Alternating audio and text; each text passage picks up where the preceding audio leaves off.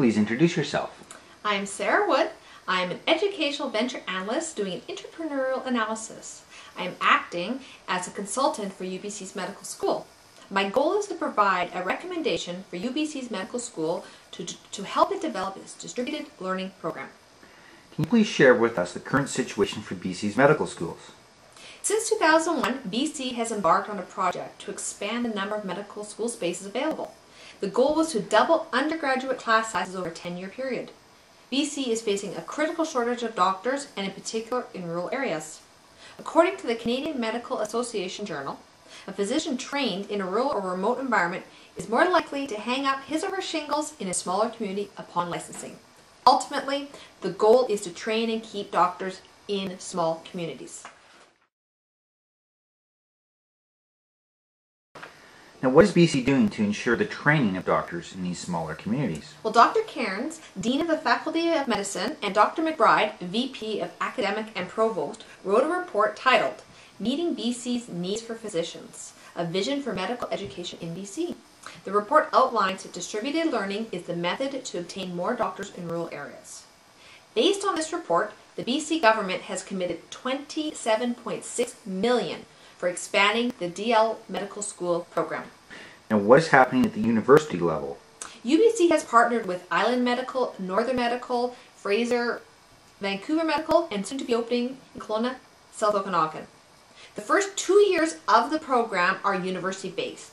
Half of the course material is delivered at one of the satellite campuses, and the other half of the curriculum is delivered out of the Vancouver campus. So essentially 50% of the curriculum is delivered online.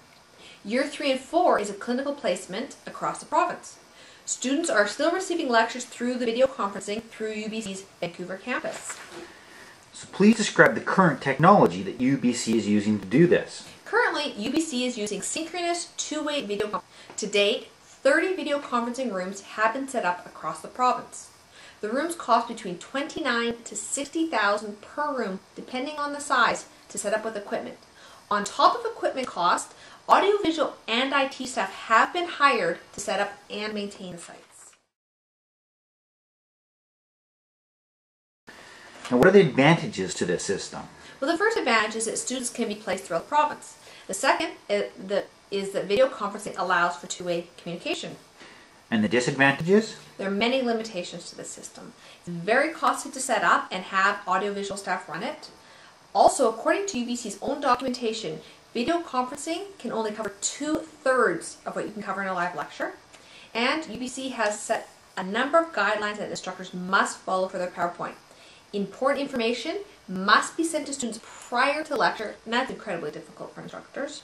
As well, there's restrictions on things like font size and the amount of information that's allowed to be presented on one slide.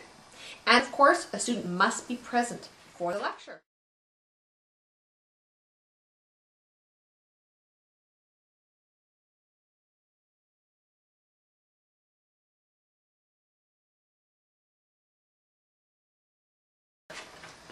So what are the alternatives to this basic video conferencing? Well, there's other asynchronous video hosting sites like YouTube, but of course you cannot incorporate PowerPoint or other materials.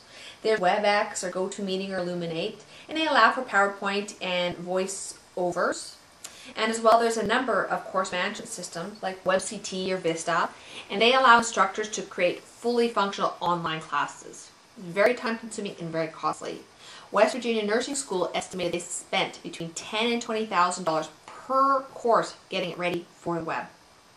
Medical training has to be done in lecture format, and the bulk of students are still in the Lower Mainland, and that is why I have not chosen the before mentioned alternatives. What alternatives to traditional video conferencing are you suggesting? I believe that Mediasite platform by Sonic Foundry is the best system for UBC to help it develop its DL program.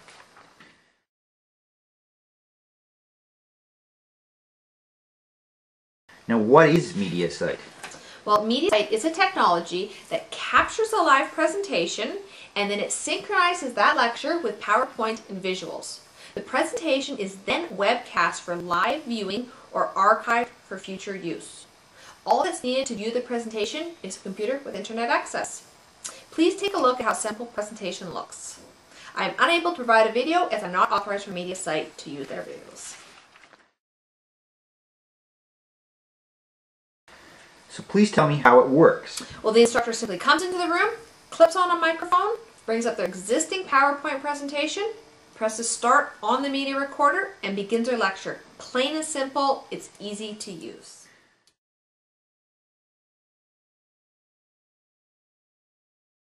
So what are the advantages to this system?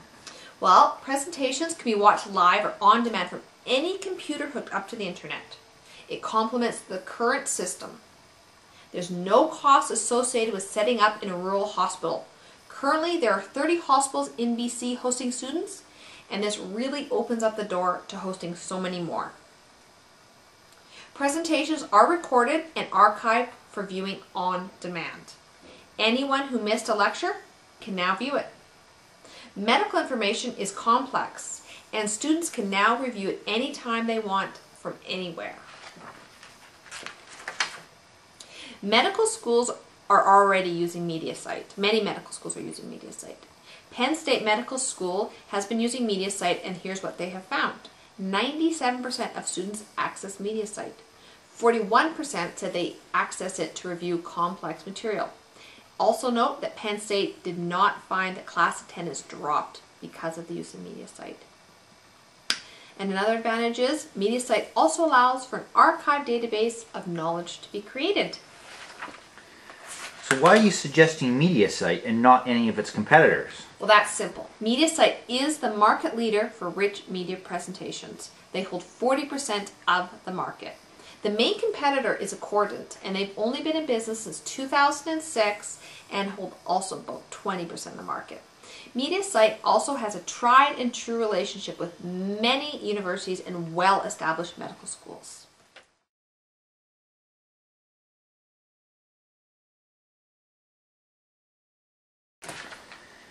So what is your recommendation and how much does this Mediasite cost? As an educational venture analyst, I'm not privy to all the costs, so I don't know the number of audiovisual staff been hired or their salaries, but the cost of setting up the audiovisual rooms is public information, and my recommendation does stem from that. For year one, I recommend going with one Mediasite recorder. That would allow the recorder to be placed in the main lecture hall at UBC, and then as many students and as many hospitals that are out there are able to view it.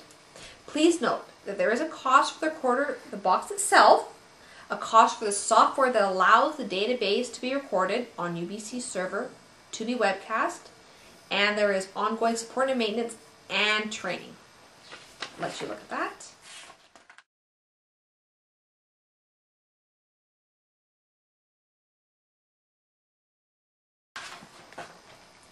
It is my argument that UBC can recover this cost in the short term, as they will not have to build full video conferencing rooms in future rural hospitals.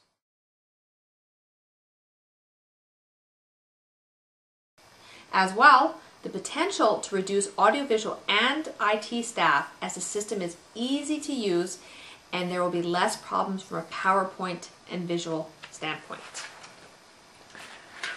So in conclusion, can you summarize the benefits of Mediasite to each of the user groups? Let's start with the medical students. Well, for the students, access to both synchronous and asynchronous lectures, greater flexibility, it's available on any computer, and ultimately, students can review complex material for enhanced learning. And the instructors? Easy to use. No limitations on PowerPoint. PowerPoint and lectures can be adjusted at the very last minute, which is good for instructors. And complex material does not need to be said to the students prior to a lecture. And what are the benefits to the program as a whole? Well, it works with the existing system. It ensures all students get quality education, builds searchable knowledge database, reduces support staff and the cost to run a video conferencing room, avoids full installation of video conferencing rooms in smaller rural hospitals, and most importantly, it opens up a wider range of communities that students can be placed in and ultimately set up practice. And the benefits to the province? Well, research shows that doctors are more inclined to stay in the communities that they are trained. This will lead to more doctors in rural areas, hopefully. The searchable database of knowledge can also be used by other groups, such as nurses or community health organizations, for training purposes. This sounds fantastic. Any final thoughts? Yes, I fully recommend that UBC implement the Mediasite platform to best fulfill its obligation in providing quality training through its distributed learning medical school program. Thank you for your time, and I would encourage you to view Mediasite in action at Sonic Foundry's website. Thank you very much.